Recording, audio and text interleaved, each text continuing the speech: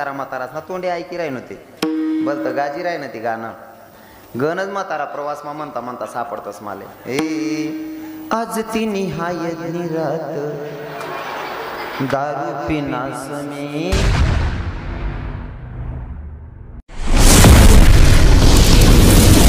बघायची असेल तर आस्था चॅनलवर कथा चालतात, जी टॉकीजवर कीर्तन चालतात ते बघायचं. कानावर चांगले 2 शब्द पडतात, गर्भावर चांगला असर होतो. पण तुम्ही दिवस जावानंतर काय ग्रंथ वाचतीस बहिणी 100 मै 80% बाहेर रिमोट तरी बट्टीस आणि आपण रांता रांता दिवस जायला सुद्धा रांता रांता त्यासले देवना बजणे सुचतात नाही.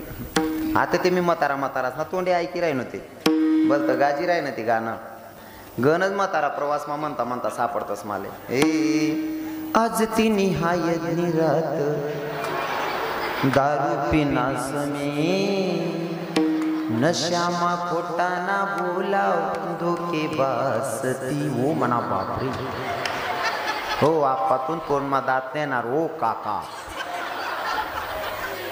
मला सांगा असे गाणे म्हणल्याच्या नंतर संस्कार चांगले पडणार आहेत लेकरांवर? चांगले पडतील का? हा बाजे मग चमचा आला होता अभि सोडी दे ये झुमकीतून इच्छा नाचू नको कोरेस मराल चांगला चित्र बी येते तुमच्यावरही माया हो. मी नेहमी कीर्तनातून सांगतो आज प्रभू रामचंद्र सांगणार आहे पर तत्पूर्वी मला सांगायला आवडेल जर चांगलं लेकरं जन्माला घातली ना तर आमचे संत लेकरांना धन्यता देण्याच्या आधी त्यांच्या मायबापाला धन्यता देतात. म्हणून पोरं चांगली जन्माला घालायची आपल्या हातात आहे. आजचा तरुण गाडीवर लिहितो राजा पुन्हा जन्माला या, राजा पुन्हा जन्माला या लिहितात ना.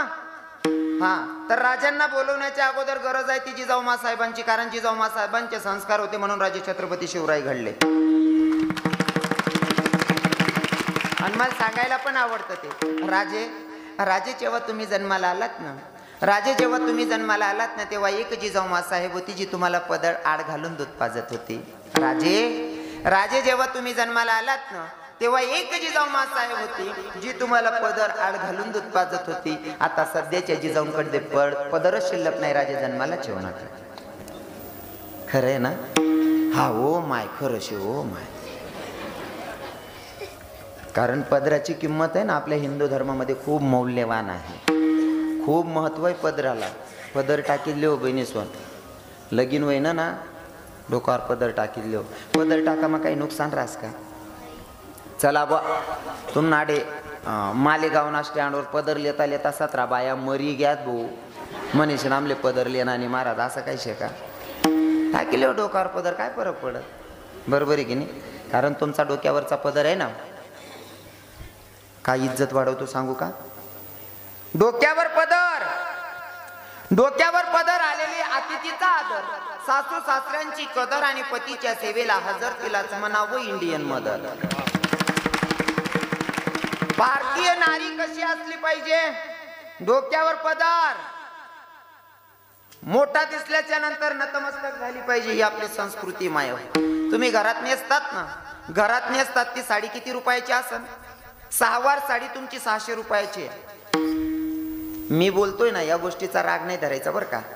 हा अजिबात राग धरू नका, कारण मी संस्कृती सांगतो ना थोडं जड बोलस, पण मी नाही बोलावते कोण बोलीन. जर का घर म्हणा एखादा भाऊ चुकाय राय ना ते त्याला घर म्हणा भाऊच कुठीन, बरोबर आहे का नाही? दुसरा मारायला घ्या ते लोक सांगतील तुला काय संबंध भाऊ म्हणेशीन, तुम्ही म्हण्या माया शेत म्हण्या बहिणी शेत म्हणेशीन, मी तुमल्या हक्कात बोलसू. दुसरा जर बोली मी मुसड पोट टाकसू त्या ना मना शेत मी बोलसू, बरोबर आहे की नाही? हा जडे अधिकार रास्तडे बोलस माणूस. तुम्ही माझ्या धर्माचे आहेत आणि बोलायचं कारण पण प्रमाण सांगतो तुम्हाला. आमच्या संतांची शिकवण आहे, बुडत हे जन न देखवे डोळा येतो कडबडा म्हणून या. तुम्ही माझ्या धर्माचे आहात, आपला नियम सांगायला मला आवडतं. तुमच्या घरात नेसायची साडी 600 रुपयाची, 6 वार साडी 600 रुपयाची, म्हणजे 6 मीटरची साडी आहे 600 रुपयाची. कितीला मीटर पडलं ते? 100 रुपयाला 1 मीटर. पदर किती मीटरचा आहे माया हो? 1 मीटरचा, म्हणजे 100 रुपयांना पदर आहे. पण 100 रुपयांना पदर जर डोक्यावर राहिला ना या टोपीवाला बाबा तुम्ही बापनी करोड रुपयांनी इज्जत वाढाय टाकतास. तो 100 रुपयानं पदर डोकावर जर राहणार ना, या म्हातारा लगेच सांगतो कुठे ना माहेरी राही पूर्ण. अरे काय वयनशे भाऊ, काय मायबापना संस्कार आहेत भाऊ. म्हणजे तुम्हाला मायबापले बिगर देखाना मार्केट माही घ्या, फक्त तुम्हाला डोकावर ना पदर. बरोबर आहे की नाही. अजून सोपं करी सांगू का, काही काही लोकांना वाटतं आम्ही सुशिक्षित आहोत. तुम्ही सुशिक्षित आहेत, बरोबर आहे बहिणी सोन, पण ऐका ना, राष्ट्रपती झाल्या प्रतिभाताई पाटील, डॉक्टर साहेब, माऊली बाबा राष्ट्रपती झाल्या, पण एखादा फोटो दाखवा प्रतिभाताईचा बिनपदराचा, देखले का एखाद फोटो मा प्रतिभाताईले बिगर पदरने. आणि कोण होती बाई राष्ट्रपती? आपला काना देशनीच पोरगी, आपला काना देशनी माय राष्ट्रपती होई गे तरी पदर पडू देना नाही. आणि मन बहीण बचत गटनी मीटिंगले जाईन पोलो तीर पाकोशिलेस हो संगू काकू, वो बहीण तू खिचडी वाटस हो मनी सोनचिडी. आटे राष्ट्रपती पदरलेस आणि संग काकू पदर तीर पाकोशील फिरत. पदर टाकली हो बहिणी सोन डोकावर, भारी रात पदर लिहिले. डोक्यावर जर पदर असला ना, असं वाटस ना जस काय नांदुरी गणनी देवीजी राहिनी बो मन माय. डोकावर पदर राही ना का असा जीव करस आहे माय ना का मंदिर बांध टाकून पाय पडली हो. आणि बिन पदरनी बाई जर दिखणे ना, मला असं वाटत बापरे दिल्ले चुरेड कधी फिर राहिनी भो. म्हणून डोक्यावर पदर घेऊन घ्यायचा, बरोबर आहे की नाही. पदर घेतलाच पाहिजे डोक्यावर. हा आपण नवीन वस्त्र येले माऊली बाबा, ते नवीनच येले हाल ते काय गाऊन मालते तो गाऊनले देखा ना असा जीव चाकू घालीन माठ टाकू भाऊ गाऊनले, त्यांना खून कट टाकतो एका रोज मी. त्यांना ना आपला काहीच संबंध नाही, कताईन घुसना काय घुसना. तो मला दुकान मा बी दिकस ना तरी म्हणा ड्रायव्हर असा जापडा लायदे सामना बाबा का दुकान मा जाईन गाऊन मा चाकू घालीन माठ टाकी. तुम्हाला सही नाही राहिला कताईन येईल शेन काय येईल शे. गाऊन घालू नका असं मी म्हणणार नाही. जर तुमच्या शरीराला काही व्याधी असेल काही त्रास असेल तर नक्की घाला. त्रास होतोय ना मग बरोबर आहे, पण कारण नसताना गाऊन घालणार नाही बहिणीसून. आणि समजा एखादी ताईला सवय पडीत जायले बुवा, घाली लेवानं आपला आपला रूममाच घाल लेवानं तटेत पडी राहणं तटेत शिल गाणं बाहेर निघाणं नाही. कारण तुम्ही गाऊन घालीन फिरतेस ना. आपण नाही का शेतकरी लोक त्या बाजरीवर ना चिडा उडवाल नाही लाकडे गाठ देत का, तशा दिसतेच बहिणी म्हणून तुम्ही नका घालत जा त्या गाऊन फावून शेल गाई जातात त्या असले. इथल्या बाहेर बाया मजाने गाऊन घालले तिथे त्या पुतळाच निघत दिसतील त्या मला. त्यांना काय माप राहत का फिटिंग मा राहते काही संबंध नाही. नका घालत जावं चिडीसवर. काय वारं गुज जायचे काही समजत नाही. ही आपली संस्कृती नाही या. हा हे बसलेले बाबा लोक आहेत ना हे सांगतील. हा आज जरा 15-20 मिनिटं जास्त बोलणं चालेल ना. मग सापडी जायले गोमालार जाणू त्या तारीख देणार लिहिचारा कितल्या रावण्या करण्या पडते. आपण नियमाचं पालन केलं पाहिजे मायाव. आपण हिंदू धर्मात जन्माला आलोय. पहिले काय नियम होतात का? या बाया आजी माया बसेल आहेत, या मावश्या बसेल आहेत, 40ने पुढे ज्या मावश्या आहेत ना 50ने पुढल्या माया तिसले विचारा आणि या टोपीवाला बाबासले विचारा. पहिले इतका स्ट्रिक्ट नियम होतात ना. माणूस जर वावरमा जायला राहे ना मन माय नवरा येऊन पहिले रांधणं पडीन मा येतात जेवण लागीन त्यासले. ड्युटीवर जायला राहत की वावरमा जायला राहत मना मालक येईन येवान पहिले मन माय रांधी ठे आणि जेवण ना पहिले खाट गादी टाकी ठे. एवढा तराडा होता पहिल्या बाईसले. होता का नाही माडी पहिले होता का नाही तराडा. नवरा येऊन पहिले रांधी ठेवणं, जेवण ना पहिले खाट गादी टाकी ठेवणं. हा इथला तराडा होता. हा ते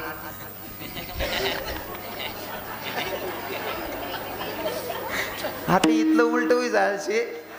आई बहीण हार तालिका ना उपास धरलेच गलीमाची आपेत फिरजने आऊ भाऊ पोरेले झोका देस हो आप्पा. हा तू काय सत्यानाश करणार लावा रे. हार काय सत्यानाश करणार लावा भाऊ रे. कितलं परिवर्तन होई गे बा. भयान परिवर्तन होई जायचे. आको सांगू मी नुसतं जुनं सांगस ना माऊली बाबांनी त्यासले माहिती आहे. 2 तास नुसतं जुनं सांगा सुद्धा काढले जाच मी गणच फरक पड जायचे. काय काय सांगू आता देवना दरबार माहित आपण. नियमाचं पालन करत जा माया हो.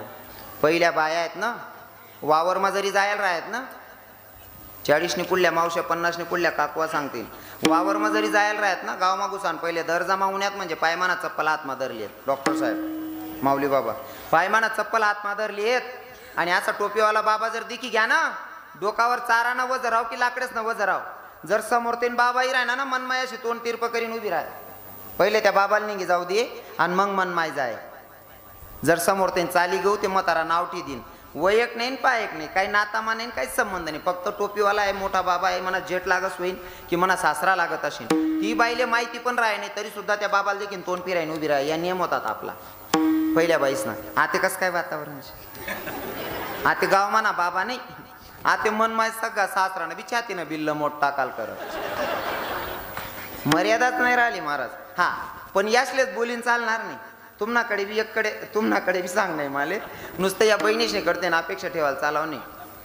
आपला करते बी त्यासले काहीतरी अपेक्षा होती. पहिला सासरा असा होतात ना, स्वतःनी बायकोन संगे सुद्धा बोलत नाही सुनबाईन समोर. बरं वाईट जर बोलाय गे मन सुनबाई काय विचार करी, माय मन सासरा बी वाय बारात दिक. स्वतःनी बायकोन संगे सुद्धा बोलायला घाबरेत पहिला सासरा. इथला नेम होता सासरा बी.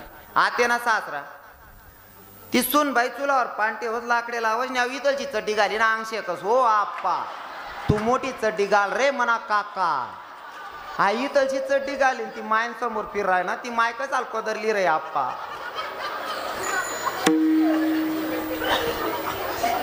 एक हाते टाळी वाजत नाही ना, बरोबर आहे की नाही.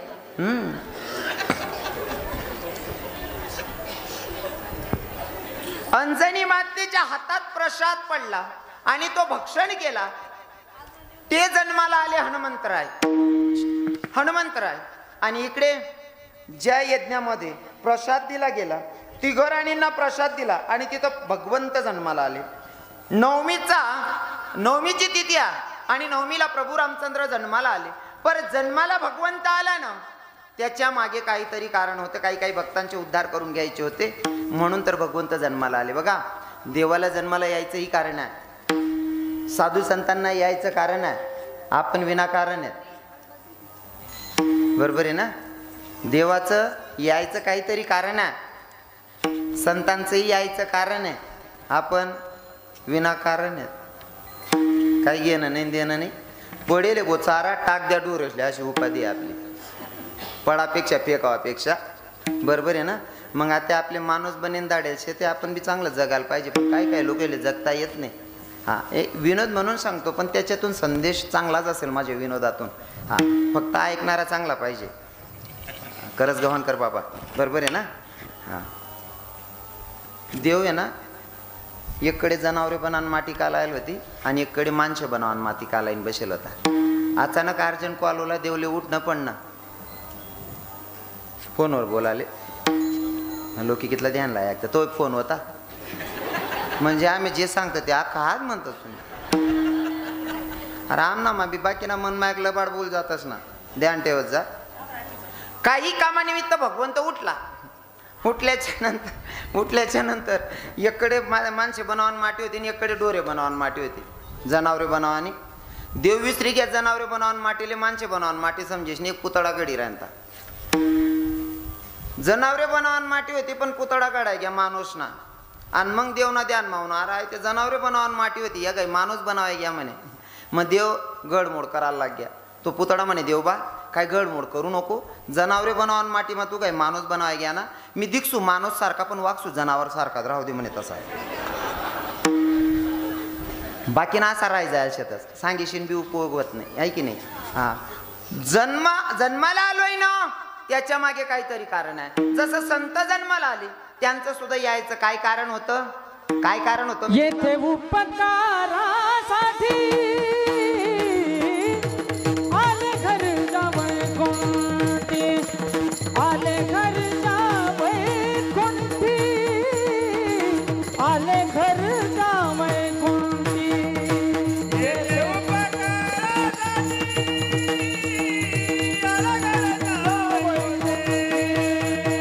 आले घर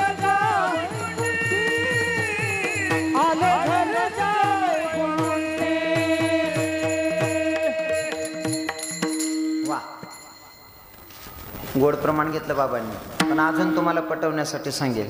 हे अवतार तू माधराया कारण, अवतार तू माधराया कारण, अवतार तू माधराया कारण, अवतार तू माधराया कारण, अवतार तुम्हाधराया कारण, अवतार तुम्हाधराया कारण, अवतार तुम्हाधराया कारण, अवतार तुम्हाधराया कारण.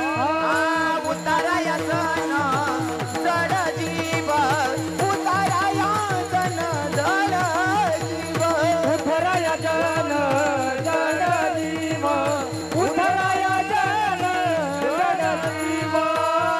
अवतार तू माधराया कारण, अवतार तू माधराया कारण, अवतार तू माधराया कारण, अवतार तू कारण, अवतार तुम्हाधराया कारण, अवतार तुम्हाधराया कारण, अवतार तुम्हाधराया कारण, अवतार तुम्हाधराया कारण. भगवंताचा जन्माचं ही काहीतरी कारण आहे. काय कारण होतं? भक्तांचा उद्धार करायचा होता म्हणून. माझे भगवंत जन्माला आले. जन्माला आल्याच्या नंतर लहानपणी प्रभू रामचंद्र खेळत होते आणि जोरात जरा पडत होते. खेळत असताना पडत असताना ज्या मायला बदनाम केलं जातं ती माय प्रभू रामचंद्रांमागे धावत होती आणि सांगत होती, बेटा रामा पडू नकोस रे, एवढ्या जोरात धावतोय ना, पडला ना तुला लागन आणि ते तुला नाही तर माझ्या मनाला जखम होणार आहे, बेटा सांभाळून ना जरा. तेव्हा प्रभू रामचंद्रांनी सांगितलं, आई मी थांबेल पण आत्ताच मला तुझ्याकडनं वचन दे, कारण तू माझ्या सख्या मायपेक्षा सुद्धा जास्त प्रेम करते. माझं चांगलंही प्रेम करणारी तूच आहे, पण माझ्या जीवनातली वाईट दिसणारी सुद्धा तुलाच बनायचंय. म्हणे कसं? अगोदर वचन दे. दिलं वचन काही मातेनं. आणि प्रभू रामचंद्रांनी लहानपणीच मागणी मागून घेतली होती, आई मी पडायचं थांबवेल पण तुझ्याकडनं मला वर पाहिजे. म्हणे माग ना काय? 14 वर्षाच्या वनवासाला तू मला पाठवशील, कारण माझा बाप तुझंच ऐकेल. कारण हे पण माहिती होतं की राजा दशरथाकडनं काही मातेनं वर मागून घेतलेला होता.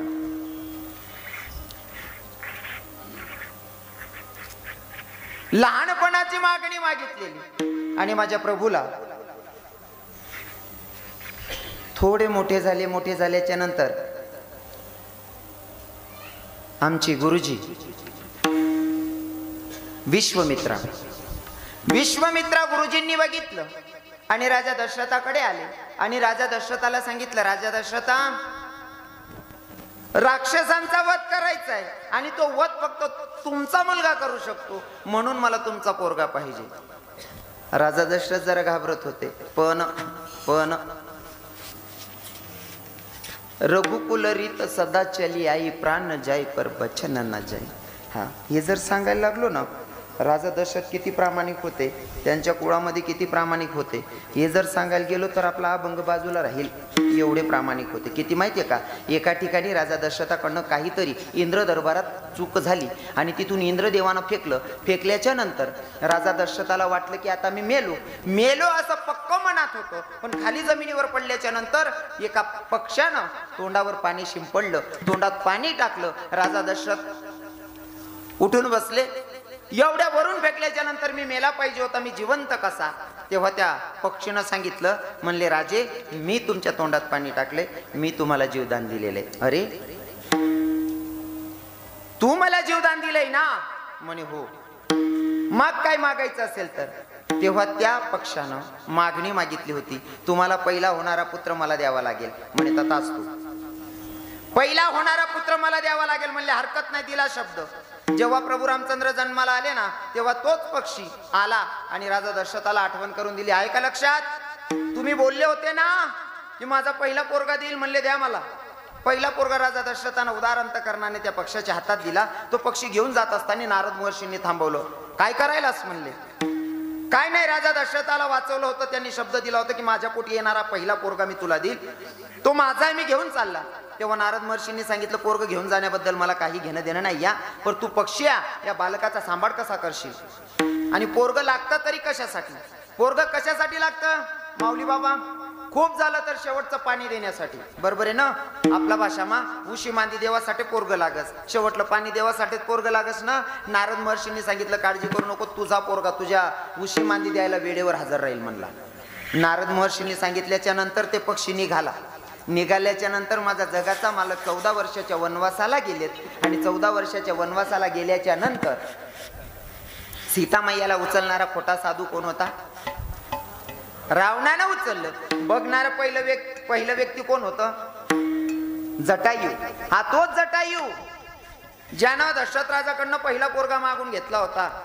जटायूचे ते पक छाटली आणि जटायू धरणीला पडलेला. प्रभू रामचंद्र आले, फिरून बघताय तर जटायूची परिस्थिती कशी. त्यानं उर्वरित कथा सगळी सांगितली. सीतामैयाला घेऊन जात होता दुश्मन, आणि मी सीतामैयाला वाचवत होतो ना, तर त्या दुश्मनासोबत युद्ध करत असताना त्यानं माझी ही परिस्थिती केलेली आहे. प्रभू रामचंद्रांनी सांगितलं जटायूला मागा, काय मागायचं असेल माझ्या पत्नीसाठी, जर तुम्ही देहाचा त्याग करत असाल, काय मागायचं असेल मागा.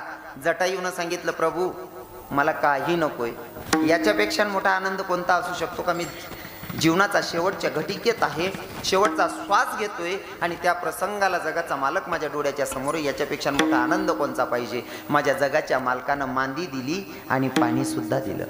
रघुकुल रीत सदा चली आई, प्राण जाई पर बचन ना जाई. तसं विश्वामित्रांनी सांगितलं राक्षसाचा वध करायचा आहे ना, मला तुमच्या रामाची गरज आहे. तिथं सुद्धा राम लखन दोघं सोबत होते. घेऊन गेल्याच्या नंतर रस्त्याने चालत असताना राक्षसांचा वध झाला, पण जनकपुरीमध्ये जात असताना चालत असताना जगाच्या मालकाच्या पायाचं थोडं धूर उरली, एका दगडावर पडली. पायाची धूर दगडावर पडली, पाय लागलेला नाही. कारण भगवंत सांगतो, आमचे संत सांगतात, तुका म्हणे पतिव्रता आणि तिची देव तिचा शब्द टाळत नाही, एवढा मोठा अधिकार पतिव्रतेचा असतो. म्हणून पतिव्रतेला देव पाय लावणार नाही.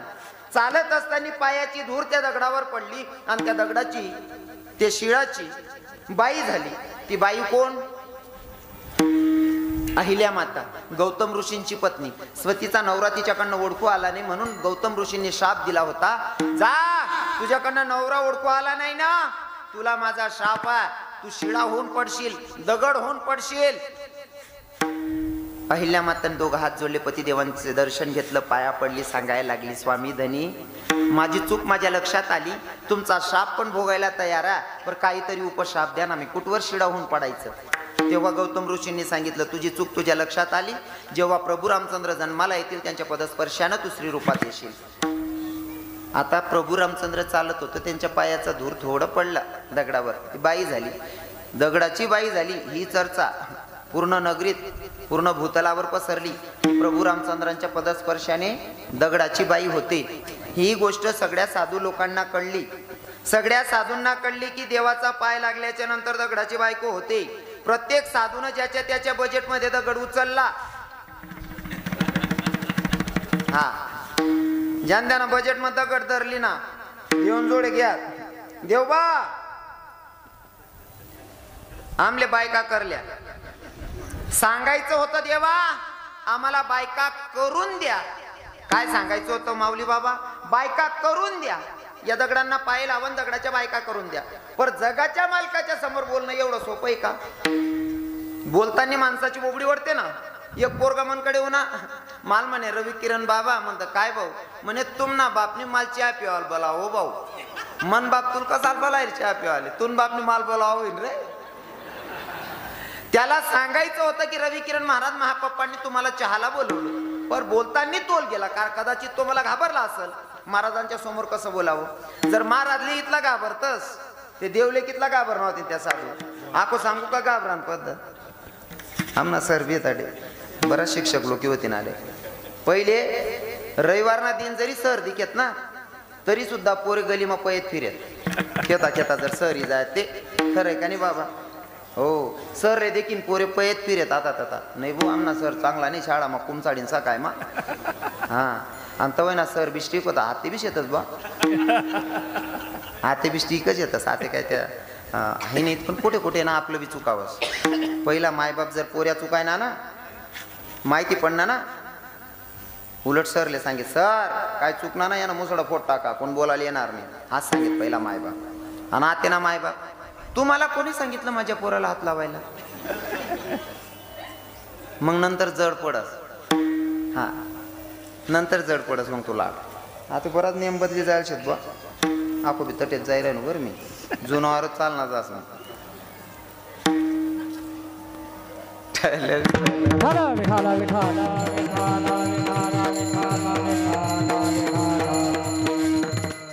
जगाच्या मालकाच्या समोर साधू बाबा आहेत का सर्व. आता बोलण्यात तोल गेला. सांगायचं होतं दगडाला पाय लावा आम्हाला बायका करून द्या.